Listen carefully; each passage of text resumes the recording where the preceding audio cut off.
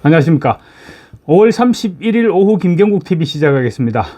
지난 28일부터 깜깜이 선거가 시작됐습니다. 여론조사를 하는 것은 가능하지만 28일 이후 실시된 여론조사 결과는 발표하지 못하도록 되어 있습니다. 선거 막판 여론조사를 공개하게 되면 표심이 여론조사에 따라서 좌우될 수 있기 때문에 막판 여론조사는 공표하지 못하도록 하고 있는 것입니다. 그렇지만 각 여론조사 기관들은 판세 분석을 위해서 꾸준히 조사를 합니다. 특히 각 정당에서는 1단위로 여론조사를 실시합니다. 국민의힘과 민주당은 여의도 연구원과 민주연구원 자체적으로 조사도 실시하고 때로는 또 외부 기관에 의뢰해서도 여론을 체크합니다. 정확한 판세와 함께 지역별, 성별, 연령별 데이터가 있어야만 선거운동에 적극 활용할 수 있기 때문입니다. 이준석 후보의 개혁신당 역시 마찬가지입니다. 하지만 여론조사 내용은 극비입니다. 좋은 결과이든 나쁜 결과이든 마찬가지입니다. 그래서 각 후보 진영은 때로는 트릭을 쓰기도 하고 또 때로는 자신감을 보이기도 합니다. 블랙아웃, 그러니까 깜깜이 선거 기간이 시작되기 직전 지난 27일까지 실시된 여론조사는 공통점이 김문수 후보는 상승세이고 이재명은 하락세였다는 것입니다. 그 결과 양측의 지지율 격차는 하루가 다르게 좁혀져 가고 있었고 이준석 역시 상승세가 주춤하는 수준에서 깜깜이 선거가 시작됐습니다.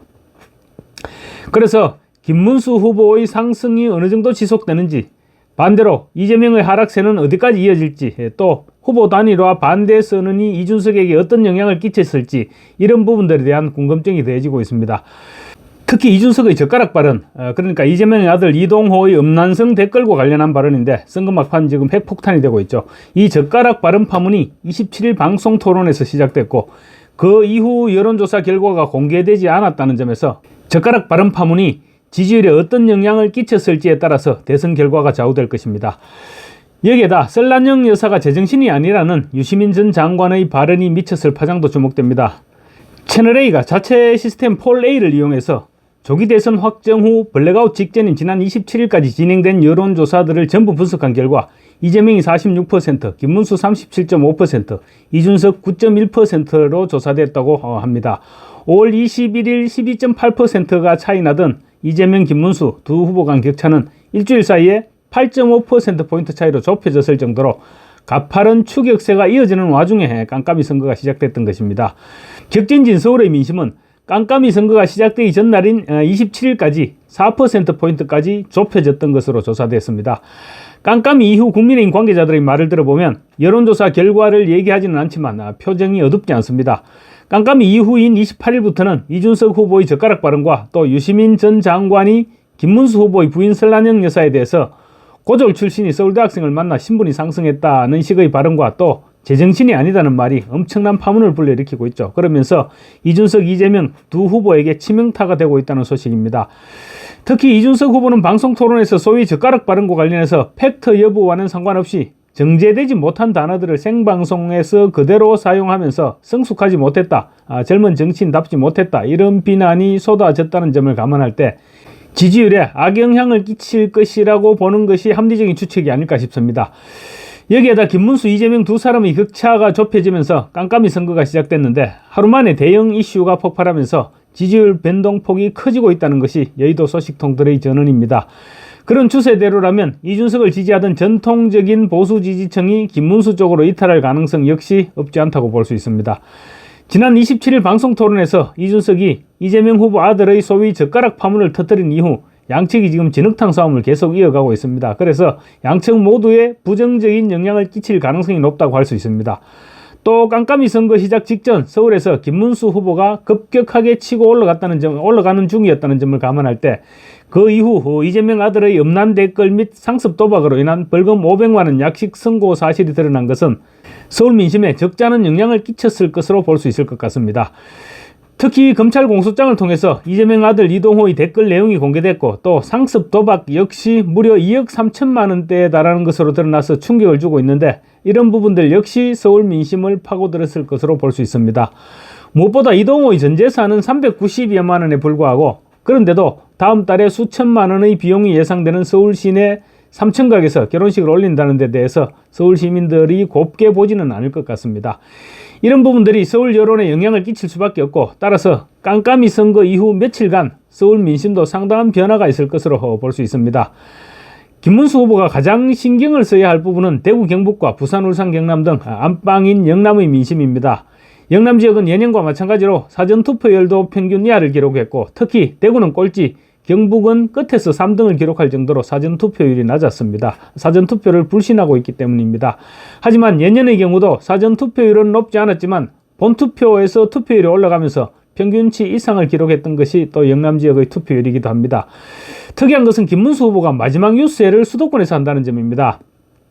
보수 정당 후보는 전통적으로 마지막 유세를 텃밭인 영남에서 마무리하는 경우가 많았는데, 김문수 후보가 수도권에서 마지막 유세를 하기로 한 것은 자체 조사에서 영남 텃밭에서는 그만큼 자신감이 생겼기 때문이 아니겠느냐는 분석이 가능해 보입니다. 연장선상에서 박근혜 전 대통령이 오늘 대구 서문시장에 나타나서 김문수 후보를 간접 지원했는데 TK 투표율을 끌어올리는 데 상당한 역할을 할 것으로 기대되고 있습니다. 박 전 대통령은 2017년 탄핵 이후 처음으로 오늘 공개적으로 대구 서문시장을 방문했습니다. 도착 예정 1시간 전부터 서문시장에 박근혜 전 대통령이 도착하기로 한 그 동이문 일대에는 박 전 대통령을 보러 온 시민들로 인산인해를 이루었습니다. 경찰 추산으로 2,000명 이상 시민이 몰렸다고 하니까 시장 통해 경찰 추산 2,000명 이상이 몰려왔으면 그야말로 발 디딜 틈이 없는 인산인해를 이루었을 것입니다. 실제 서문시장 방문 동영상을 보면 사고가 우려될 정도로 너무 많은 사람들이 몰려들어서 경찰관들과 동행한 국민의힘 의원들이 땀을 빼는 모습이었습니다. 박 전 대통령은 며칠 전 김문수 국민의힘 대선 후보의 동승로 유세에서 많은 분들이 저를 보고 싶다고 하셨다는 것을 듣고 그 얘기를 듣고 가슴이 뭉클했다. 항상 와야겠다는 마음이 있었는데 오늘에야 이렇게 인사를 드리게 됐다. 이렇게 따뜻하게 맞아주셔서 감사합니다라고 말했습니다. 며칠 전 구미를 찾았을 때도 그랬는데 박 전 대통령은 오늘 또 김문수 후보의 이름을 직접 거론하는 것으로 지지를 당부했습니다. 오늘 박 전 대통령이 서문시장에 나타나자 시민들은 일제히 박근혜를 연호하면서 박수로 환영했고 일부 시민들은 감격의 눈물을 흘리기도 했습니다. 매일신문 보도에 따르면 태극기와 성조기는 물론이고 박근혜 대통령님 보고 싶었습니다. 박근혜 대통령님 2배로 더 사랑합니다. 이런 문구가 적힌 커다란 현수막들도 눈에 띄었습니다. 이날 박 전 대통령은 하얀 브라우스 상의에 연한 곤색 계통의 통넓은 바지를 입은 편한 차림이었습니다. 박 전 대통령은 자신의 자서전이나 또 야구공을 내밀면서 사인을 요청하는 시민들에게 사인을 해주고 반갑습니다, 고맙습니다, 오랜만에 왔습니다를 연발하며 악수를 하는 등 시민들과 스킨십을 이어갔습니다.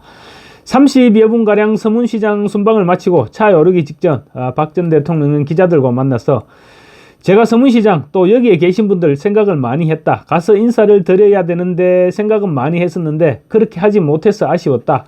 이렇게 따뜻하게 맞아주셔서 감사하고 그동안 마음에 걸렸던 것이 조금은 풀리는 느낌이다 라고 소감을 전했습니다. 박 전 대통령은 지난 27일 박정희 전 대통령과 유경수 여사의 생가인 경북 구미와 충북 옥천을 방문하면서 외부의 모습을 드러냈고 이틀 후인 29일에는 대구 달성군 사저 인근 투표소에서 사전투표에 참여했습니다.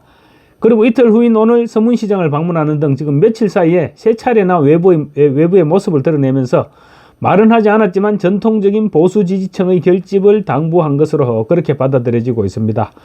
이제 마지막 남은 이슈는 이준석의 소위 젓가락 발언 파동과 유시민의 여성 및 학력 비하인데 이 부분이 어떻게 민심에 반영될 것이냐 또 어떻게 민심에 반영시켜 나갈 것이냐가 사실상의 승부를 가르는 결과가 되지 않을까 싶습니다.